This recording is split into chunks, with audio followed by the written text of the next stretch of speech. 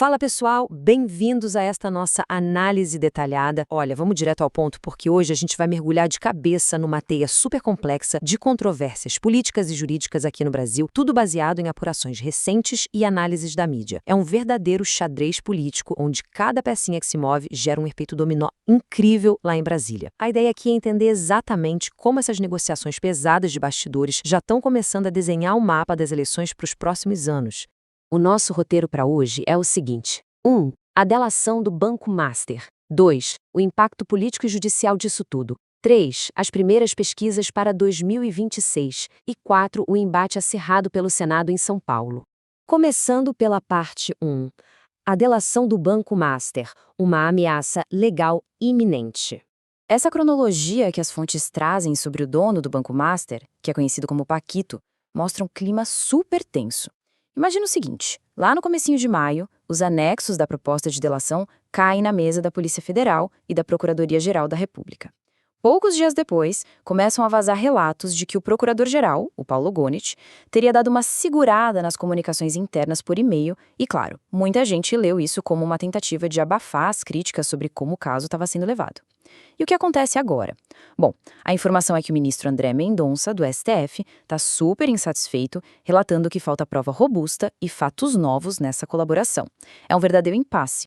E, para tentar salvar esse acordo de delação, as fontes indicam que colocaram na mesa uma cifra que é surreal, de 20 a 30 bilhões de reais para os cofres públicos. É muito dinheiro, o que dá para a gente a exata dimensão do peso absoluto que essa investigação carrega. Indo para a parte 2, impacto político e judicial, ondas de choque no establishment. Mas na prática, o que tudo isso significa? Os relatos mostram ramificações políticas bem concretas batendo na porta de figuras enormes. A gente teve a Polícia Federal fazendo buscas em propriedades do senador Ciro Nogueira. Tem também rumores fortíssimos rolando na mídia de que o presidente do Senado, Davi Alcolumbre, teria procurado o presidente Lula pedindo uma blindagem, sabe? Um escudo contra possíveis desdobramentos dessa delação. Paralelo a isso, rolam conversas de que membros do PT temem vazamentos cirúrgicos focados no partido, especialmente lá na Bahia. Então, enquanto a tensão política vai lá nas alturas, os investigadores continuam apertando para tentar descobrir as tais estruturas financeiras ocultas. E agora, parte 3. Pesquisas iniciais para 2026. De olho no futuro. Olha só como as coisas já estão apertadas. As fontes destacaram pesquisas recentes que simulam um segundo turno lá na frente. E os números são 45,3% para o senador Flávio Bolsonaro contra 44,7% para o presidente Lula. Gente, isso é um empate técnico absoluto. Mostra muito bem que a próxima disputa vai ser disputada a cada milímetro e qualquer capital político vai precisar ser hipercalculado.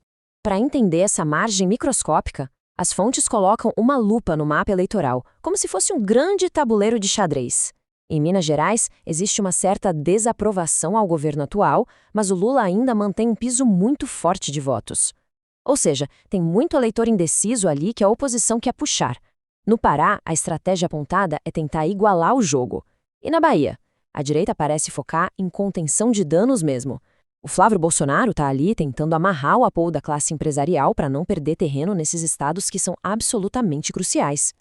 Chegando agora na parte 4, o embate pelo Senado em SP, disputa interna na direita. É aqui que a gente vê um contraste político fascinante reportado nas fontes. De um lado, a estratégia do Eduardo Bolsonaro. Ele recuou de ser a cabeça da chapa para o Senado, deixando a vaga principal para o André do Prado, ficando ele próprio apenas como suplente. O argumento é que isso atrai alianças enormes com os prefeitos e, de quebra, evita os riscos jurídicos que o Eduardo enfrenta hoje. Mas, do outro lado, tem o peso da mídia. O jornal O Estado de São Paulo publicou um editorial pesadíssimo chamando tudo isso de uma manobra de laranja, criada só para driblar a justiça. Para ficar claro o nível da crítica, o Estadão cravou literalmente que o presidente da Assembleia não seria nada além de uma espécie de candidato laranja a serviço do clã Bolsonaro. É uma acusação bem séria de que faltaria moralidade nisso tudo, vendo o acordo como um atalho para Eduardo voltar a ter mandato. É um embate de alta voltagem. E como veio a resposta política a esse ataque do jornal? Bom, a fonte foi buscar munição lá no túnel do tempo. O comentarista tenta tirar a autoridade do Estadão resgatando uma matéria do jornal O Globo de dezembro de 1963, onde dizia que Júlio de Mesquita Filho teria pedido aos Estados Unidos que usassem até uma bomba atômica para evitar uma nova Cuba por aqui. Basicamente, a fonte usa essa história para apontar uma suposta hipocrisia, dizendo: olha quem está falando em Operação Lesa Pátria hoje. Mas voltando para a vida real da política de hoje, como os aliados defendem de forma prática a escolha do André do Prado?